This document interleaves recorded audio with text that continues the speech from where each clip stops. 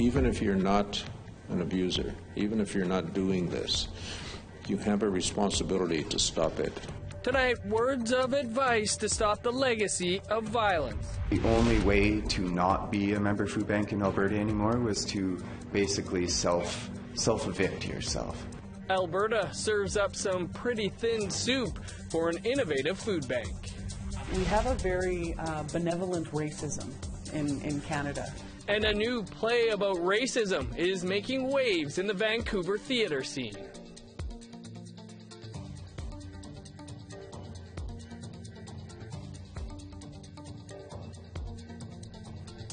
Good evening, I'm Dennis Ward. Welcome to APTN National News. The Moosehide campaign celebrated an important milestone today as they handed out their 3 millionth pin to the Honourable Murray Sinclair. Our Daryl Stranger was there and has this story for us. The Honourable Murray Sinclair had a message for men. Even if you're not an abuser, even if you're not doing this, you have a responsibility to stop it. You have a responsibility to stand up and stand between your sisters and whoever might be abusing her. You have to protect those that you love as well. So don't be afraid to do that. Never be afraid to stand up for your sisters and your nieces, your daughters, your granddaughters, because they need you. The Indigenous-led Moosehide campaign has been handing out pins since 2011. It was founded to fight violence against women and children. Spokesperson Sage Lacerte says the pin sends a critical message in the fight against violence. If you wear this hide, you promise not to harm the women and children in your life, to be personally accountable and mutually accountable to those in your family and your community and across this country. I think it represents so much of the pillars of respect and what it means to practice good medicine. Today's gifting of the 3 millionth pin to Sinclair is an important milestone, but as he points out, there is more to do. We have only begun to touch the surface when we are at 3 million. We have a lot of work to do. The presentation was held in Winnipeg in advance of Moosehide Campaign Day on May 12th. Over 300,000 people are registered for that virtual event. People participating in the campaign are also invited to participate in a fast. We are trying to bring awareness to the crisis of gender-based and domestic violence in Canadian society writ large, and in particularly the impact on Indigenous women and girls and children in Canadian society by shining this light, if you will, into that darkness. Domestic violence, gender-based violence, just like colonialism, requires us not to talk about it and not to confront the facts. And so the first step is let's confront the reality, and the second step is let's talk about it and let's start those conversations. Daryl Stranger, APTN National News, Winnipeg. Over to Quebec now, where the Assembly of First Nations Quebec Labrador called a press conference to reveal the next steps and strategies as the provincial government digs in its heels on important Indigenous issues. Here's Lindsay Richardson with more. Heading into the press conference called today by the chiefs of the Assembly of First Nations Quebec Labrador, we had to wonder, was this about language rights, rejection of First Nations input on child welfare and health reform? Well, it highlighted all of these things and the next steps to be taken if the government continues to stonewall. After 2 days of discussions, AFNQL chiefs gathered in a united front to announce creation of an Office of Self-Determination in hopes of increasing First Nations capacity to develop laws and action plans adapted to their realities. We've been legislated over, we've been looked at as like underlings or that we're not equal, and those times are coming to an end. With several high-profile dossiers stagnating at the Quebec government level and several letters to the Premier gone unanswered, APTN's question about the CAQ's track record with Indigenous affairs and promises of nation-to-nation partnership drew laughter from the Assembly. So to me, the government has not lived up to its own commitment. On the one hand, they say, you know, they support this notion of a nation-to-nation relationship, and on the other hand, you know, they're acting completely opposed to that very notion. They say it's not a move against Quebec or Canada, but a gesture to demonstrate a common desire to see inherent rights of Indigenous peoples respected. Lindsay Richardson, APTN National News, Montreal. We always want to hear what you think about anything you've seen here. Here's how to continue the conversation. You can send your emails to news@aptn.ca or leave a comment on aptnnews.ca. You can also find us on Facebook, Twitter, Instagram, YouTube, and TikTok. Follow APTN News to join the conversation and see our latest stories.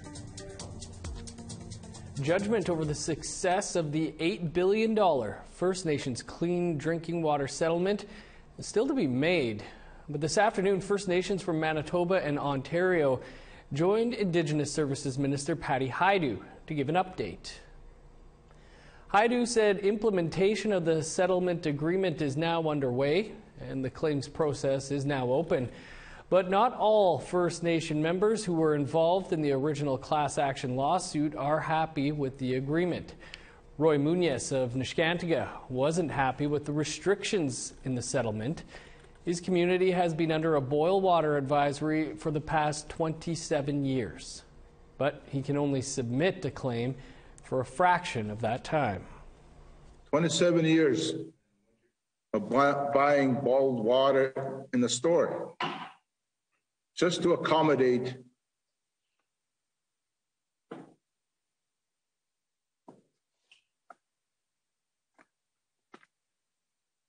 now I'm only entitled for 4 years plus 2 years, 6 years max. That is BS. Time for a quick break, but stick around. There's more to come.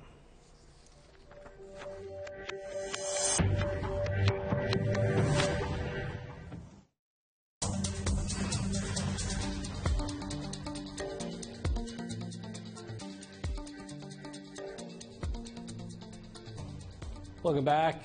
The Rock Soup Greenhouse and Food Bank in Wetaskiwin, Alberta, has been helping those who cannot afford groceries and essentials.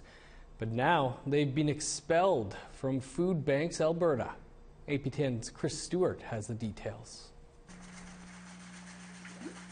Craig Halverson opened the Rock Soup Greenhouse and Food Bank in 2020.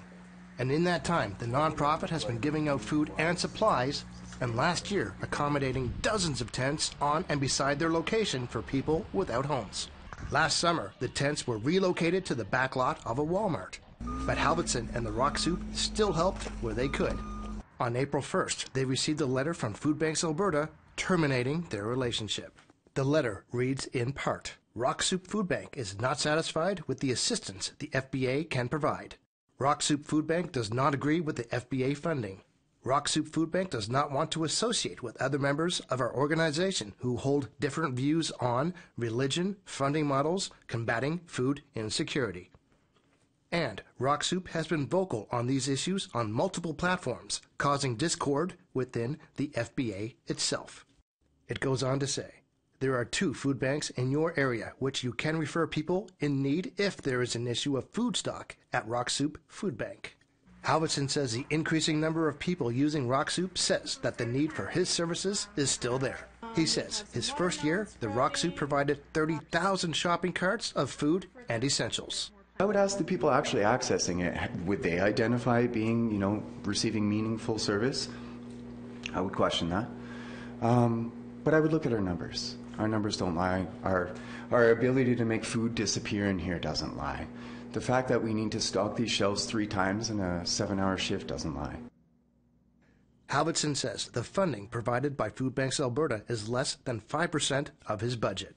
So when you include a 3,000 square foot free grocery store, a free pet food bank, we have 6,000 square feet of year-round growing dedicated to produce, our aquaponics, a sustainable concept at the harvest, a return to the harvest. They don't include access models like that. APTN asked him if he thinks his involvement with last year's homeless camps was a factor in being terminated. I couldn't say for sure what it is. I know before we became a member food bank, The only way to not be a member food bank in Alberta anymore was to basically self-evict yourself. So it wasn't until we started as a food bank in 2020, 2021 that they implemented these policies where the board could then enact expulsion of a member food bank. And it was about a year and a couple days to when they used that policy. Halverson says corporate and personal donations of food and money will be imperative for him to continue. He says losing the food bank name also takes away federal grant opportunities. Food Bank Alberta CEO Ariana Scott refused an on-camera interview, but in a statement to APTN, she wrote in part, "After careful consideration from the Board of Directors, including the fact that food accessibility remains strong in the afflicted area, the Board came to the conclusions that it was in the best interest of all parties to part ways at this time." Halverson says the Rock Soup will not be going away. We're going to stay open. The Rock Soup is the story of community, and so we're here, and we're saying we're hungry, and we're calling the community in to help us, because that's what we need right now. We can't do this by ourselves. We're stone and water, and so we need people to come in, bring your vegetables, help us, because we can't do this by ourselves. Chris Stewart, APTN National News, Wetaskiwin, Alberta. In northern British Columbia, the Tahltan communities are preserving their language with a dictionary project. Participants shared that their language was nearly lost, but now believe they can pass it down to the next generation. APTN's Lee Wilson reports. My brain is fried. Tahltan elders laugh while recording words together. Through a language program, the Tahltan central government is working with fluent speakers on a dictionary project. Their three communities, Iskut, Dees Lake, and Telegraph Creek, are all participating. They say their language connects their culture and identity as Tahltan people. We're renewing our identity. Our language is so important. It identifies who we are as Tahltan people. Our language, we just about lost our language, but, we've revived it through our working group here. Tahltan elders in the working group recall almost losing their language in the 1980s, when nearly nobody was speaking it in public. Some elders took part in starting a dictionary project in the 1990s. But in this new dictionary project, the group is using video conference technology to connect even through the pandemic. Group members explain they are working on this project for the next generation. One time I was getting ready for work, and my grandson was questioning me. My great-grandson was asking me, "Why are you doing that, Grandma?" I said, for you and your kids and everybody else in the younger generation. Yeah, we got The that. Language Conservancy, an organization that works with endangered languages, has provided support to the project. They are known for a method called rapid word collection. Tahltan elders and speakers of all levels came together to document the language in collaboration.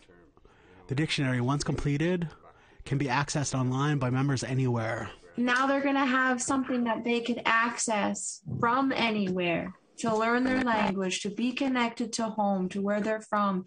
And something that Uncle Pat said to me today was, when I came home, I started learning about who I was. That really hit me hard, and I feel like that's my journey right now, too. Elders also added they are going to speak their language and work with their grandchildren. I'm going to try to do that with my grandkids from now on. Is just teach them how to speak Tahltan in the homes, because I believe it's where it should come from, the home. The Tahltan are calling the dictionary a living document designed to keep their language alive. Participants believe their ancestors are supporting them as they continue their work together as a community. To be able to help people learn the language. And in my heart, my ancestors are with me along the language trail. Lee Wilson, APTN National News, Kitimat. Always great to see these language preservation projects. Time for one more quick break. Coming up, a new play that's pushing boundaries and honoring a lost loved one. Watching this play over and over, I keep seeing little parts of where he was inspired from and like moments in his life.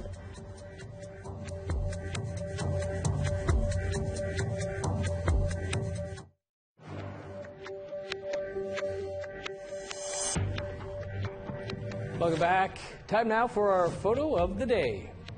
This one from Okotoks, Alberta. Elizabeth Patura with visual confirmation from her first crocus of spring sighting. A sign that the weather is starting to get better, at least in some parts of the country. Thanks for sharing, Elizabeth. Be sure to send your photos to us by email to share@aptn.ca with a chance to be featured as our next photo of the day. Now let's take a look at tomorrow's weather forecast. Starting on the east coast, +3 in St. John's, 6 with rain in Halifax, -1 in Kuujjuaq, 4 below and cloudy in Nain, 13 in Montreal, sunny and 4 in Chibougamau, 12 under sunny skies in Sault Ste. Marie, sunny and 13 for North Bay, cloudy and 5 in Thunder Bay, showers and 9 for Sioux Lookout, 11 with rain in God's Lake, sun's out and 11 in Norway House, 12 for Winnipeg, 10 in Dauphin, 14 in Regina, showers and 18 for Saskatoon, +1 in Uranium City, 7 in Buffalo Narrows. In northern Alberta, +8 in Fort McMurray and Grand Prairie, 9 in sunny in Edmonton, cloudy and 13 for Lethbridge, 14 in Vancouver, 12 in Victoria, 12 with showers in Prince George, sun's out, and 12 in Smithers, 7 in Old Crow, 8 in Whitehorse with rain, +3 in Yellowknife, 6 in Norman Wells, -8 for Sax Harbor, 1 below in Pawlatuck and Colville Lake, -4 with snow in Chesterfield, 2 below in Whale Cove, -14 in Resolute, 8 below with snow in Igloolik.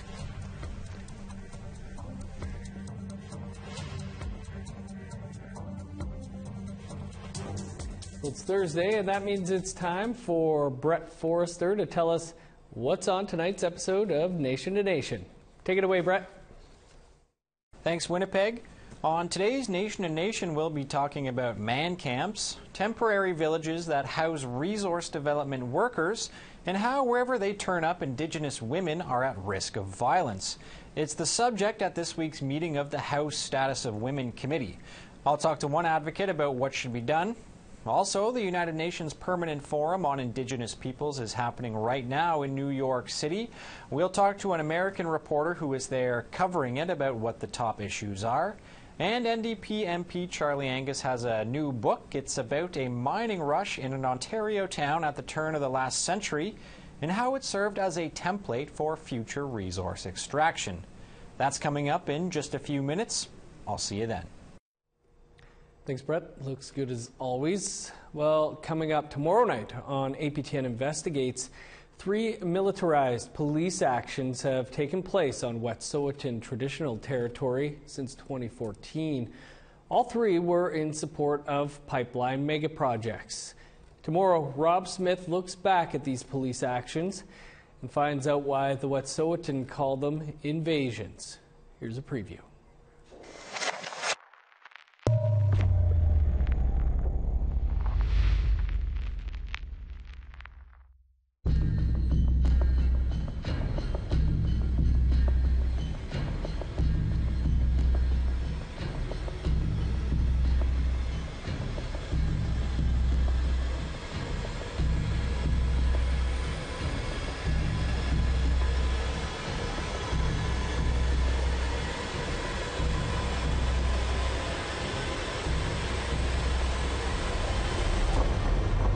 Don't point your gun at me! Please! Don't point, he's pointing his gun at me! This is supposed to be Canada. My father fought in the Second World War. I know he's rolling over in his grave. Like, he didn't go to protect our freedoms and our rights to have it trampled on in this manner. You know, when they say they're going to fight climate change, And then they arrest us and criminalize us for doing it. We're non-violent. And they come at us like we're the invaders.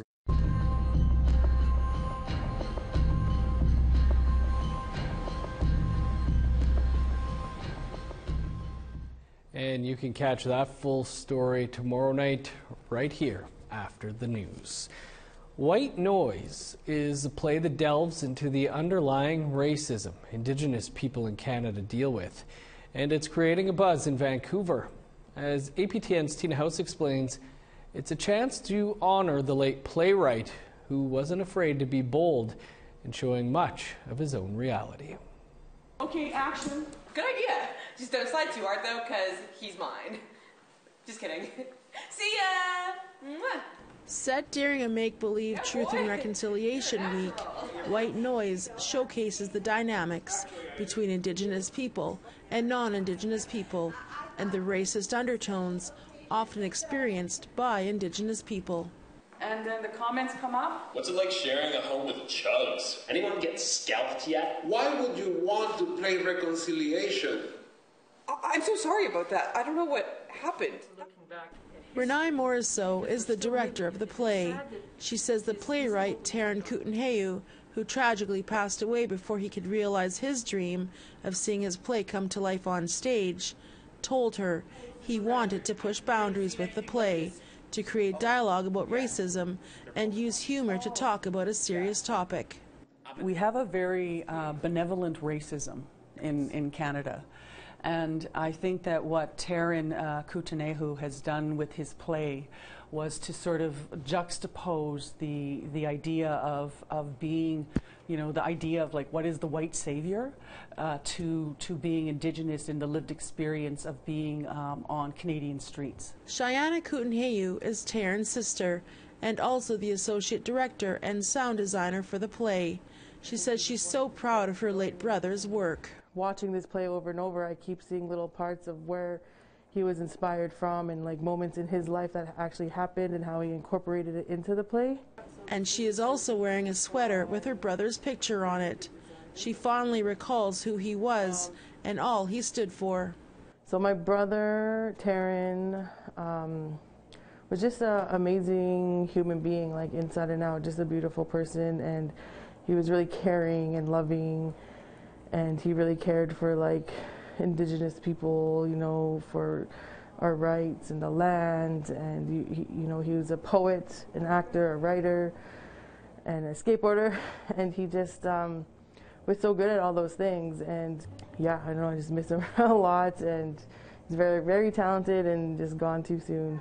White Noise runs till May 1st at the Fire Hall Theatre in Vancouver. Tina House, APTN National News, Vancouver. Looks like a great play. Well, that's all the time we have for your APTN National News for this Thursday. For news anytime, you can visit our website, aptnnews.ca, and never miss a headline by downloading the APTN News app. I'm Dennis Ward. Thanks for being with us. Stick around. Brett is up next with Nation to Nation. Have a great night.